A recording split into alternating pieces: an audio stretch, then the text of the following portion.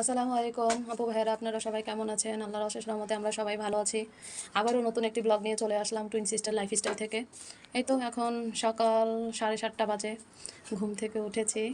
তো এখন আপু নাস্তা বানাচ্ছে, তো আপনাদের মাঝে শেয়ার করব সকাল থেকে কি কি করে থাকি। আজকে আবার ইচ্ছা আছে চলে যাব, এখন বৃষ্টি কমেছে, রওনা দেওয়ার সময় বোঝা যাবে কি পারবো কি পারবো না, জানি না। আল্লাহই ভালো জানে, রিজিকের মালিক আল্লাহ।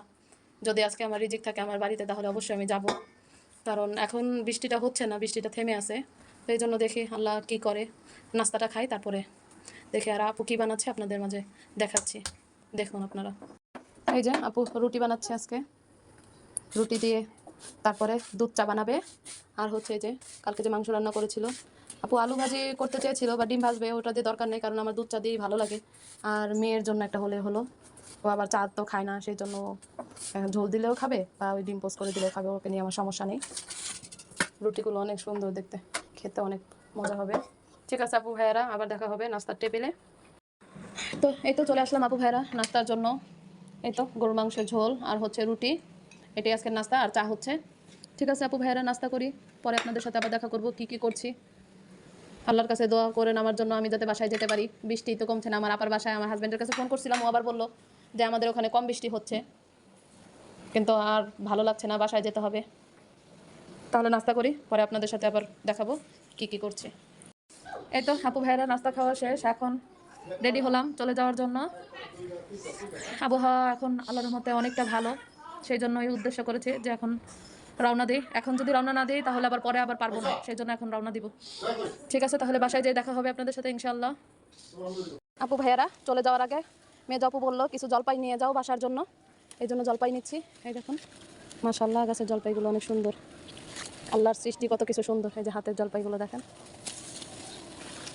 অনেক সুন্দর। এখন আপু এগুলো নিচ্ছে, বাসার জন্য নিয়ে যাব। খুব ভালো লাগতেছে, এত দূরে যাও না।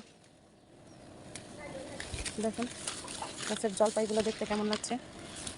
হয়েছে হয়েছে, আর না, আর লাগবে না, বেশি হয়ে যাবে, আর লাগবে না। অসাধারণ লাগছে। একটা ভাইয়া কমেন্ট করছে যে আমি জলপাই গাছ দেখিয়েছি, উনি বলতেছে জলপাই কোথায়, গাছে তো জলপাই দেখি না। বলেন জলপাই নাকি দেখে না, গাছে নাকি জলপাই দেখে না, সেই ভাইয়াকে ডাক্তার দেখানো লাগবে।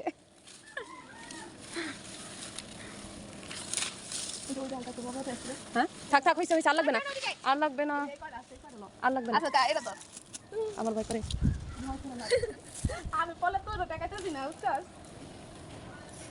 হয়েছে হয়েছে, যথেষ্ট যথেষ্ট, আর লাগবে না, আর লাগবে না, আর লাগবে না, আসো চলো চলো।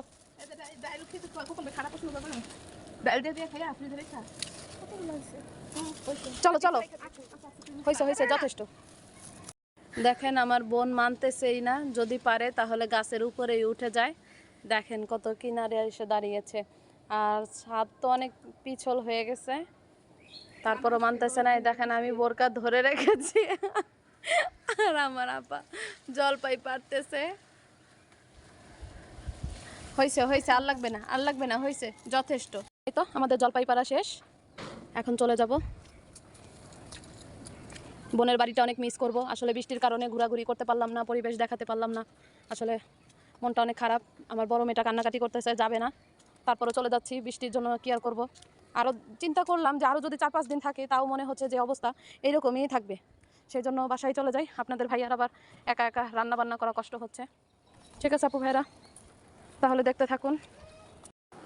এই তো আপু ভাইয়ারা চলে আসলাম বাসায়, এসে বেশি কিছু রান্না করতে পারিনি, আলু ভর্তা আর মাছ ভাজা করেছি। এই তো আজকে বেশি কিছু করতে পারিনি, রাত্রে রান্না করতে পারি। শরীরটা অনেক খারাপ লাগছে, আজকে জার্নিটা শরীরটা অনেক খারাপ করে দিয়েছে। ঠিক আছে আপু ভাইয়ারা, আপনাদের যদি আমার ভিডিওটি একটু ভালো লেগে থাকে তাহলে লাইক কমেন্ট শেয়ার সাবস্ক্রাইব করবেন।